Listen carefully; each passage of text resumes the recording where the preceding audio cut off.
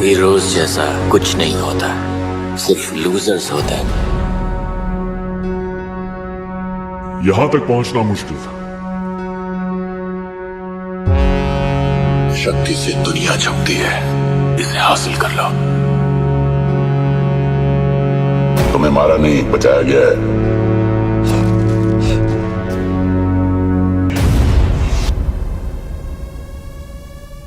दोस्तों, दूसरे ग्रहों पर जीवन की तलाश विज्ञान के लिए बेहद मुश्किल काम रहा है और हो सकता है कि यही काम दूसरे ग्रहों के वैज्ञानिक भी करते हो।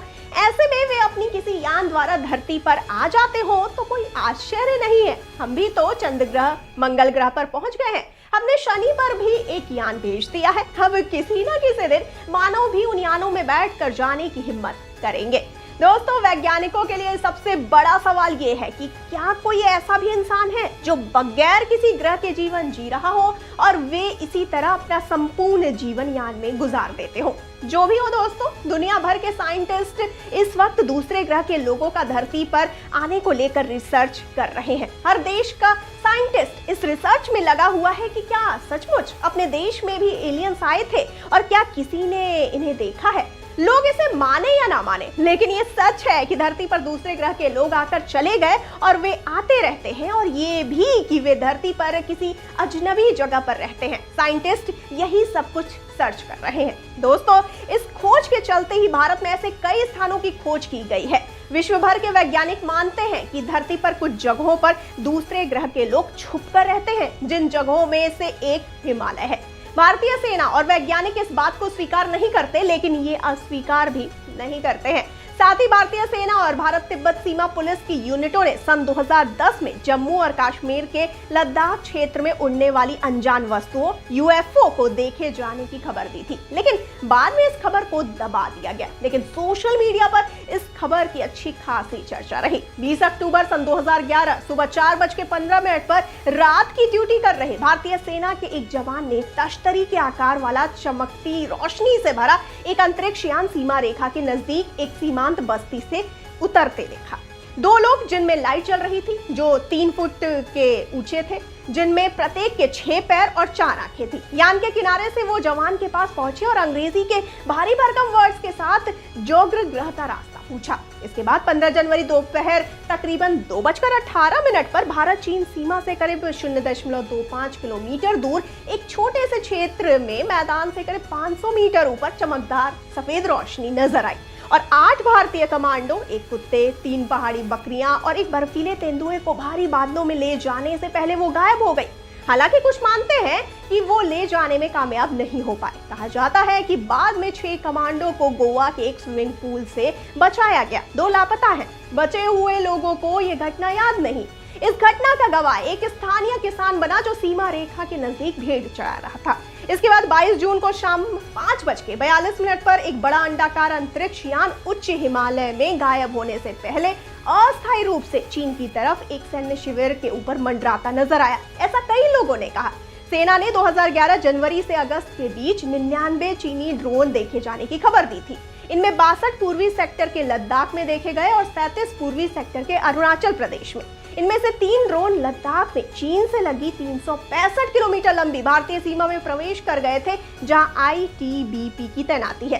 पहले भी लद्दाख में ऐसे प्रकाश पुंज उर्फ यूएफओ देखे गए हैं। पाकिस्तान अधिकार वाले कश्मीर और चीन अधिकार वाले अक्साई चीन के बीच 86,000 वर्ग किलोमीटर में फैले लद्दाख में ऐसे यूएफओ देखे।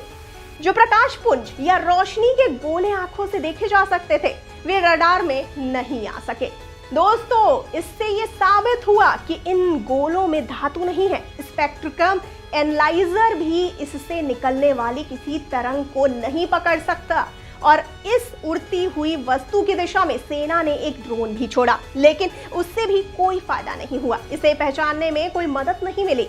ड्रोन अपनी अधिकतम ऊंचाई तक तो पहुंच गया, लेकिन उड़ते हुए प्रकाश पुंज का पता नहीं लग सका। दोस्तों, भारतीय वायुसेना के पूर्व प्रमुख air chief marshal PV Naik कहते हैं कि हम इसे नजरअंदाज नहीं कर सकते। हमें पता लगाना होगा कि उन्होंने कौन सी नई तकनीक अपनाई है। दोस्तों, भारतीय वायुसेना ने सन 2010 में सेना के ऐसी वस्तुओं के देखे जाने के बाद जांच में इन्हें चीनी लालटेन करार दिया था। पिछले एक दशक के दौरान लद्दाख में यूएफओ का दिखना बढ़ा है। सियाचिन पर तैनात सैन्य टुकड़ियों ने भी चीन की तरफ तैरते हुए प्रकाश पुंज देखे हैं। हिमालय के बाद वर्ष 1947 में भारत के आजाद होने से कुछ माह पहले ही एक यूएफओ को उड़ीसा के नयागढ़ जिला में उतरते देखे जाने की बात कही गई थी। एक स्थानीय कलाकार पचानन मोहरना ने इस घटना को ताड़पत्र पर खुदाई कर दर्ज किया था। पचानन ने उस एलियन व उनके विमान के रेखाचित्र भी बनाए थे। वो यूएफओ 31 मई 1947 को पहाड़ी इलाके नयागढ़ में उतरे थे। इस घटना के एक माह बाद ही न्यू मैक्सिको के पास एक अजीब दुर्घटना हुई थी। इसके बाद अमेरिकी वायुसेना ने दुर्घटना स्थल से एक उड़न तस्तरी को बरामद करने का दावा किया था। हालांकि इस घटना को बाद में अमेरिका और भारत ने छिपाने का प्रयत्न किया। दोस्तों, साथ ही 1300 किलोमीटर का सफर तय करके अमरकंटक से निकलकर नर्मदा, विंध्य और सतपुड़ा के बीच से होकर भरूच यानी भरूच के पास खंबात से खाड़ी में अरब सागर से जा रही मिलती है। साथ ही नर्मदा घाटी को विश्व की सबसे प्राचीन घाटियों में से गिना जाता है। यहाँ भीम बैठका, भेड़ा घाट, नेमावर, हरदा, ओमकारेश्वर, महेश्वर, होशंगाबाद, बावन गजा, अंगारेश्वर, शूलपाणी आदि नर्मदा तट के प्राचीन स्थान है। नर्मदा घाटी में डायनासोर के अंडे भी पाए गए हैं और यहाँ कई विशालकाय प्रजातियों के कंकाल भी मिले हैं। रायसेन के करीब 70 किलोमीटर दूर घने जंगलों के शैल चित्रों के आधार पर अनुमान जताया है कि प्रदेश के एक हिस्से में दूसरे ग्रहों के प्राणी एलियन आए होंगे। संस्था का मानना है कि यहाँ आदि मानव ने इन शैल चित्रों में उड़न तस्तरी की तस्वीर भी उकेरी है। इनमें से एक शैल चित्र में उड़न तस्तरी यानी यूएफओ का चित्र देखा जा सकता है। इसके पास ही एक आकृति दिखाई देती है जिसका सिर एलियन जैसा है। संस्था के अनुसार मानव अपने आसपास नजर आने वाली चीजों को ही पहाड़ों की गुफाओं, कंदराओं में पत्थरों पर उकेरते थे। ऐसे में संभव है कि उन्होंने एलियन और उड़न तस्तरी को देखा हो। देखने के बाद ही उन्होंने इनके चित्र को बनाए होंगे, क्योंकि उन्होंने उड़ने वाली जिस चीज का चित्र बनाया है ऐसा तो आज का मानव नहीं बना सकता है। रायसेन के पास मिले शैल चित्र आदि मानव के तत्कालीन जीवन शैली से भी मेल नहीं खाते हैं। कुछ इस तरह के चित्र भी भीम बैठका और रायसेन के फुलतरी गांव की घाटी में भी मिले हैं। इन शैल चित्रों ने शोध की नई पॉसिबिलिटीज को जन्म दिया है। इनका मिलना विश्व के अनेक स्थानों पर मिले शैल चित्रों से भी किया जा रहा है। दोस्तों, अनुमान है कि दूसरे ग्रहों के प्राणियों का नर्मदा घाटी के प्रागैतिहासिक मानव से कुछ ना कुछ संबंध तो जरूर रहा है। ये संबंध किस प्रकार का था, इस पर रिसर्च जारी है। साथ ही छत्तीसगढ़ के बस्तर जिले में गुफा में 10,000 वर्ष पुराने शैल चित्र मिले हैं। नासा और भारतीय आर्कियोलॉजिकल की इस खोज ने भारत में एलियंस के रहने की बात को पुख्ता कर दिया है।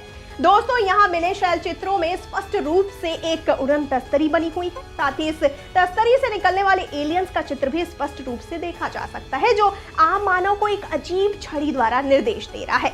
इस एलियंस ने अपने सिर पर हेलमेट जैसा कुछ पहन रखा है जिस पर कुछ एंटीना लगे हैं। वैज्ञानिक कहते हैं कि 10,000 वर्ष पूर्व बनाए गए ये चित्र स्पष्ट करते हैं कि यहाँ एलियन आए थे जो तकनीकी मामले में हमसे से कम 10,000 वर्ष आगे हैं। इसी कॉन्सेप्ट के साथ दोस्तों क्रिश 4 अपनी कहानी ला सकती है जिसमें जादू की वापसी इंडिया के उन जगहों के रहस्य को खोल सकती है जो आज तक छुपे हुए हैं। आपका इस बारे में क्या विचार है, हमें फटाफट से बताइए कमेंट सेक्शन में। और जाते जाते इस वाले वीडियो को कर दीजिए लाइक और शेयर और चैनल को सब्सक्राइब करना बिल्कुल ना भूलिए। और मुझे यानी श्रुति को दीजिए इजाजत। नमस्कार।